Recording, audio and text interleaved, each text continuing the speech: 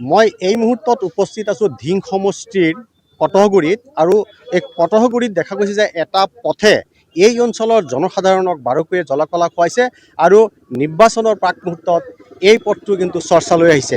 মই প্ৰথমতে নিউজ লাইভৰ দৰ্শকক কিছু দৃশ্য দেখুৱাই ল'ব বিচাৰিছোঁ। এই পথটো হ'ল কটহগুৰিত ৰৌমাৰী পথ আৰু এই পথটো প্ৰায় 3 কিলোমিটাৰ।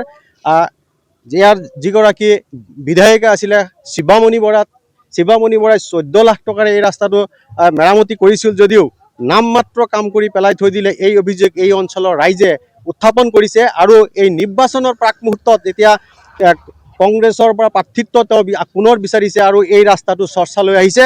স্থানীয় লোক আছে, আমি তেখেতসকলৰ পৰা কিছু কথা জানিবলৈ চেষ্টা কৰিম। দেখা গৈছে যে এই পথটো এটা অতি গুৰুত্বপূৰ্ণ পথ। এই অঞ্চলৰে ছাত্ৰ ছাত্ৰী অহা যোৱা কৰে, মৎস্য যিসকল পালক আছে তেওঁলোকেও কিন্তু এইফালেদি অহা যোৱা কৰে। ৰাস্তাটো কিন্তু জৰাজীৰ্ণ অৱস্থাত আছে।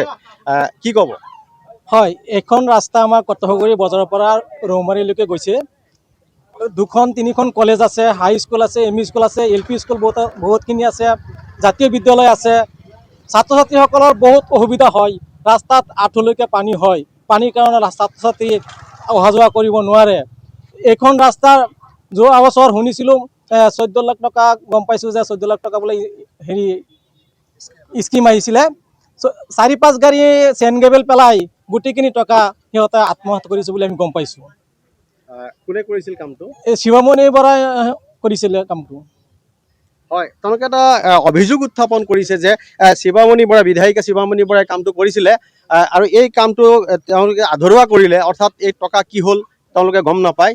কি ক'ব আপুনি? এজন স্থানীয় লোক, কি ক'ব? এই এটা গুৰুত্বপূৰ্ণ পথ, এই পথটো কিন্তু জৰাজীৰ্ণ হৈ থাকিল। এই সম্পৰ্কে তেখেতৰ যিসকল আংগু পাংগু আছে আৰু এই কেইজন লগত লৈ 14 লাখ কিমান টকা তেওঁলোকে ইয়াৰ ৰাস্তাৰ স্কিম ধৰাইছে আৰু কিমান পইচাৰ কাম কৰি তেওঁলোকে জানে। আৰু এতিয়া কিন্তু ৰাইজে ইমান আঁঠুলৈকে পানীলৈকে কটহগুৰি বজাৰৰ পৰা ৰৌমৰীলৈকে যাব লাগে বাৰিষা কালত। আৰু এতিয়া যিমান গাঁত হৈছে, ল'ৰা ছোৱালী স্কুলত অহা যোৱা কৰিব নোৱাৰে, কলেজত আছে। যিহেতু ইয়াৰ ৰাস্তাৰ গাঁতখিনি কোনোবাই হয়তো ইয়াৰ স্থানীয় ৰাইজেও মেৰামতি কৰি দিছে বা তেওঁলোকৰ কোনোবাই হতুৱাই কোনোবাই এইখিনি। আৰু মই জনামতে এইখিনি আৰু জানো। বিধায়িকাগৰাকীক জনোৱা নাছিল নেকি? আমিতো বাৰবাৰ তেওঁলোকে আমি জনাইছোঁ এইখিনি ৰাস্তা আমি ঠিক কৰি দিব লাগে।